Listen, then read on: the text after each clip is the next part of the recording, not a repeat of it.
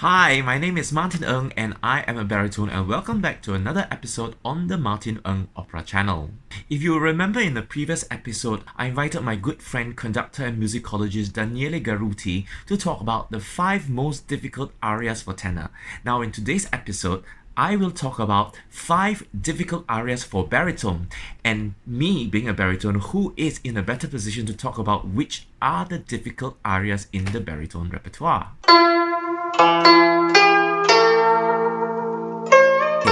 So one baritone aria which I found treacherously difficult to sing is the Il balen del suo sorriso from Verdi's opera Il Trovatori, which is the Conte di Luna's aria. Il balen del suo sorriso d'una stella vince il raggio il fulgar del suo bel viso.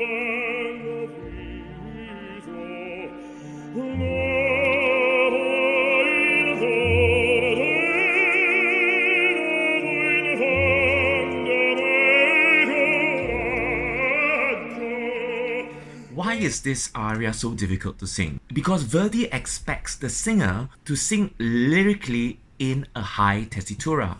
Half of the notes in the aria lie beyond the high D in the baritone's range, and the strain on the normal baritone is considerable. Now don't forget that the Verdi baritone is a specific category of the baritone voice.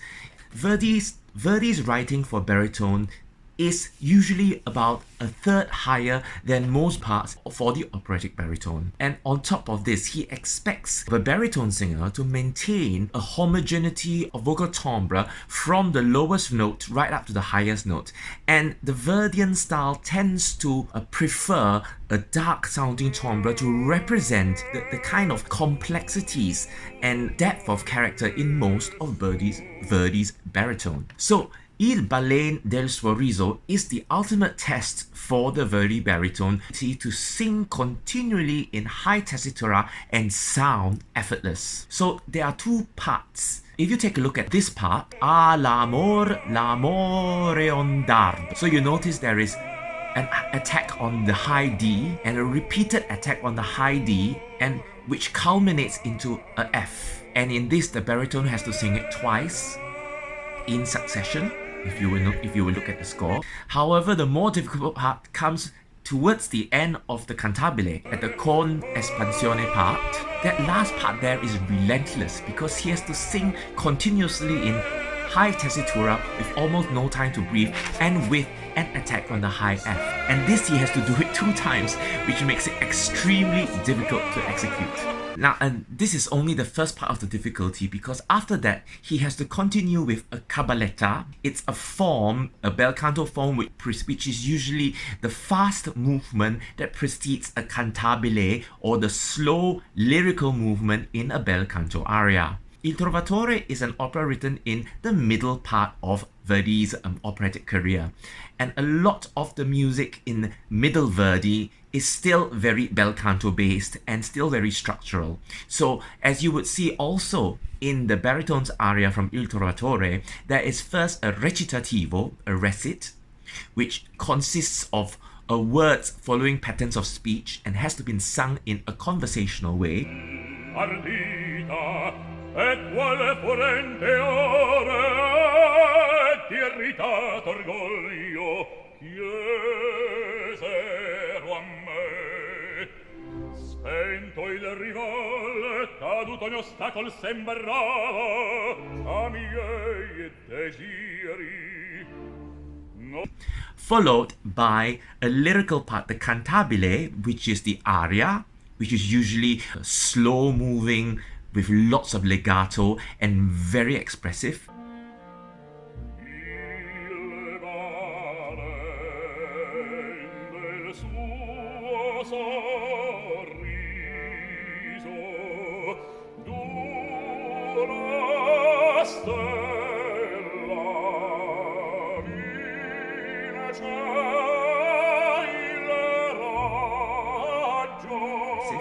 and the aria is concluded by a cabaletta, which is a fast-moving, dramatically charged movement which ends in a climax. Alright, that is the cabaletta. And here, the Conte di Luna has to perform a rather difficult cabaletta. Okay, if you take a look at the cabaletta, you realize that a lot of the notes lie in the extreme range of the baritone tessitura. And right at the beginning of the cabaletta, he has to hit the high Fs like countless of times. And he has to maintain the position in order to be able to sing the cabaletta effortlessly, and that is culminated by taking the high tessitura to even higher tessitura at the part in Soppone all'amor mio, where he has to sing in succession high Fs and high G flats. And this is not performed once but twice. In fact, for most versions, for most productions of trovatore, most baritones usually sing this cabaletta one time. The second part is usually cut because it's too tiring, or it could be also too repetitive. But I can tell you that this aria with the cabaletta is one of the most technically challenging music for the baritone to sing. Le nostre anime considerate, poi che siamo uomini di carne ed ossa, e che di questo arcano mondo alla pari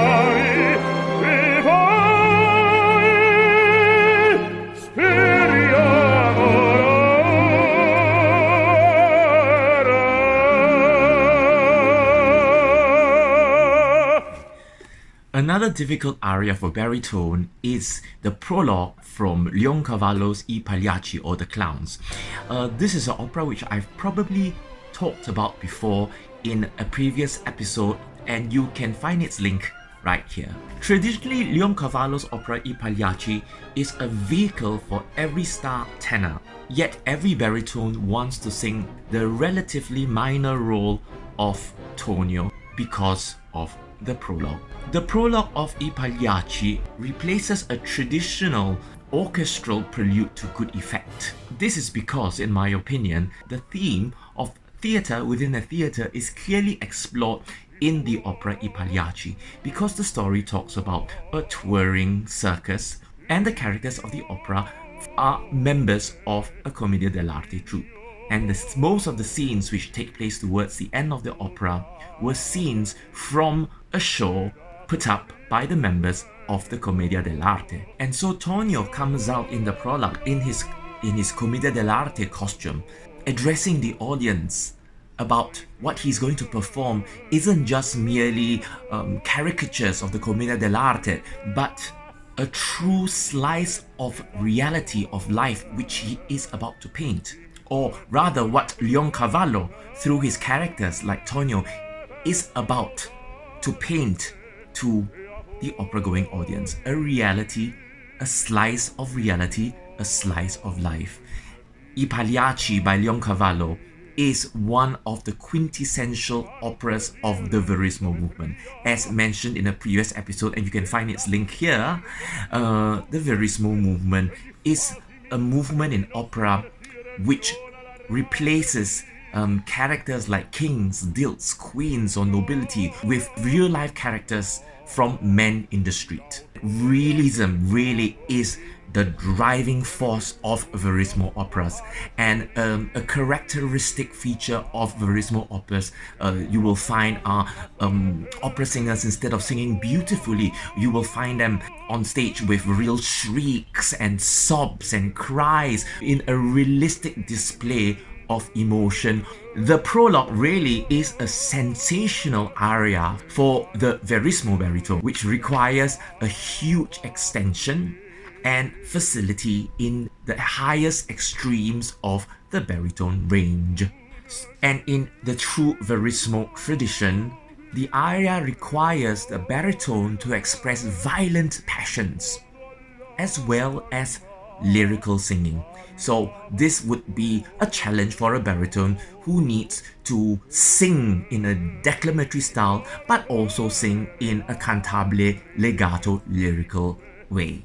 Of course, one of the traditions in the prologue is to sing the high A flat al pari di voi. One must note, however, that this is an optional in the aria and Leoncavallo did not write it originally in the score. However, few baritones would not dare to skip it, lest the audience thinks that they don't have those notes in their arsenal.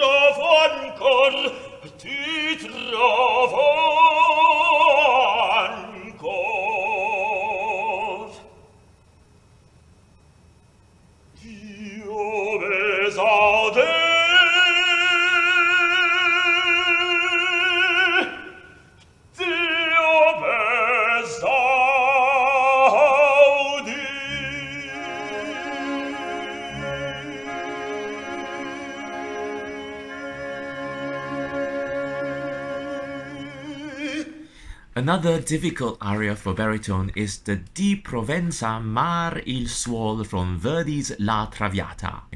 It is a very famous baritone aria where a father tries to console his grieving son in attempting to bring a ray of hope and sunshine to Alfredo's despair. Now, I call it, or rather in Italy, people traditionally call this aria the aria of andata e ritorno, the aria of to and fro. For example, Di Provenza al mare suol, chi dal corti cancellò, and then it repeats itself, chi dal corti cancellò, di Provenza marizzo. So there is this toing and froing. This toing and froing takes place throughout the aria and it is extremely repetitive, and this is what contributes to the difficulty of this aria because of its interpretation. How do you interpret this aria? How do you actually sing this aria without sounding monotonous and repetitive? The key to interpreting this aria is that particular attention must be paid to the dynamics written into the music by Verdi. So in order to communicate to the audience, and in this case because Papa Germone, Giorgio Germone, is singing an aria to console and to alleviate the grief of his son Alfredo, particular attention must be paid to paint every single word in the text with a different color. It is the words of cajoling, influencing, persuading, and somehow also threatening. So as you can, this is a strophic aria and is very repetitive as I mentioned earlier. So you have to imbue each line with a different intention. I mentioned in a previous video, and you can see the link there, as to what were some of my thoughts in the interpretation of the character of Giorgio Germone. My personal take on it is Giorgio Germone is an extremely manipulative character, even though he is at the core a good person, but because of being forced by the circumstances and being forced by the demands of the society at that time, which was and the hypocrisies of society at this time, he had to act the way he needed to act. So in this aria, Di Provenza Mari Suol, apart from using words to cajole and to persuade Alfredo to leave Violetta and to come back to him, he also tried to, there were also undercurrents of threats which he put to Alfredo. One example can be seen in the words Al tuo vecchio genitor tu non sai quanto soffrì. There is an undercurrent of a kind of passive-aggressive attention here of Giorgio trying to portray himself as a victim of his son Alfredo's actions. If Alfredo continues to dally in the relationship with Violetta, this will bring great pain to him as a father. This is further corroborated by the next line, Te lontano, di squallor il suo tetto si coprì. If you choose to distance yourself from the family by being in a relationship with Violetta, you only bring dishonor to the family. Squallor is squalor. You destroy the family's reputation because of your association with a prostitute. So this must be contrasted with the first stanza of gentle persuading from the goodness of his heart, trying to use the imagery of Provence, the sun in Provence, the sea in Provence, to play the good father card. There is a switching between persuasion and implicit threats. And perhaps if the singer can have this kind of mentality when approaching this aria, it would be able to solve the apparent difficulty of sounding monotonous because of the repetitiveness of this aria.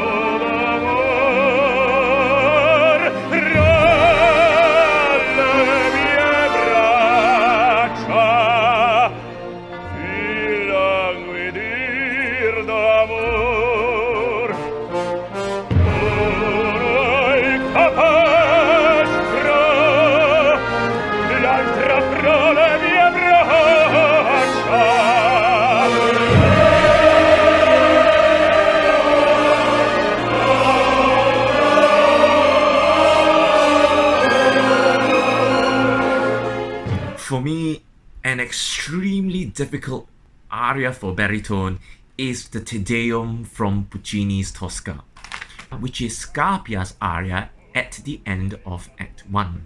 In terms of range, it doesn't sound as challenging as the arias that I have previously mentioned. However, the difficulty of this aria lies in the interpretation of the complexities of a character like Scarpia.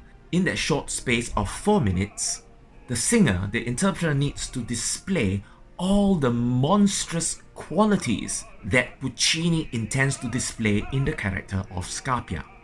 And this includes from being the power-hungry police chief and the urgency needing to capture Angelotti, the political prisoner who has escaped from prison, to his lust, his physical lust for the beautiful Tosca. And the background of the aria is set to the music of Te Deum, which Puccini, in a stroke of genius, writes it in a way to juxtapose Scarpia's sexual perversion against religious hypocrisy.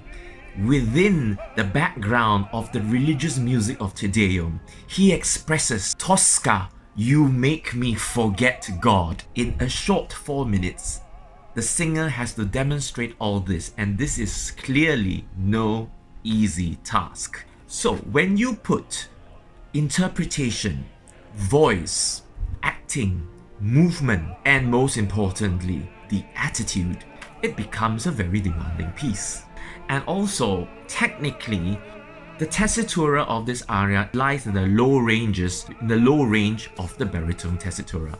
And as I have also explained in the previous video, which link you can find here, I have explained that the difficulty of singing the role of Scarpia for a lyric baritone is because Puccini writes Scarpia in the lower ranges of the baritone. A less experienced singer might be beguiled into thinking that this is an easy sing.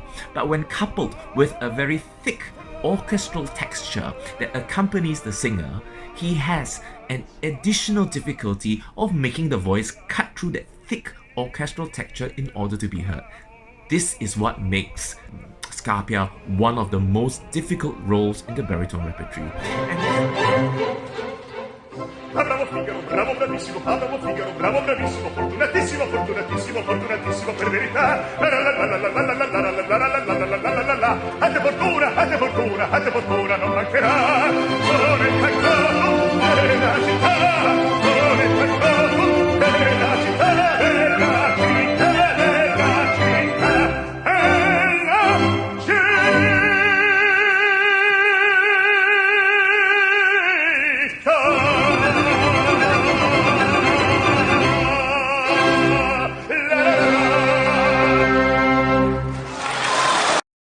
And finally, another very, very difficult piece for the baritone to sing is the Largo al Factotum from Rossini's The Barber of Seville or Il Barbiere di Siviglia, which is one of the most popular and well-known pieces in operatic repertoire. And I've also mentioned this in a previous video whose link you can actually find here. The difficult part of Rossini's music is the patter. What is a patter? I've explained in that video. Patter means having to sing the lyrics at very, very fast speed. And that itself is no easy feat to accomplish. Because not only do you have to sing the words very quickly, the words also have to be intelligible. So the difficult part of Rossini's aria is the tongue-twisting nature of the words and the Italian diction. And another technical difficulty about the aria Largo al Factotum, as in all Rossini, Rossini writes very, very high for the voice, and the baritone voice has to maintain the lightness. The baritone has to modulate his voice to sing Rossini. Let me explain. Now, in Verdi, the composer demands from the singer a rounded, dark timbre to express the tragedy or the tragic complexities of the characters. For example, in Rigoletto or in Simon Boccanegra, etc., etc. However, this is completely different from Rossini's characters in his operas. Most of Rossini's operas are comedies. And in comedy, you require a brilliant sound, a brilliant, bright, and incisive sound. And therefore, if the same singer needs to sing Rossini and Verdi, he would need to modulate his voice accordingly and to make the voice lighter in order to be more agile to sing these patter passages. I have now come to the end of my video. I hope you liked it. And I hope this gives you a better understanding of the baritone voice and the different kinds of difficulties that the baritone faces when he's singing these arias. If you like my video, please do not forget to click subscribe in the box below. And you do have any comments, or if you'd like to comment on any part of the video, please do not hesitate to comment in the comment box below. Stay tuned for the next video and I'll see you soon. Bye!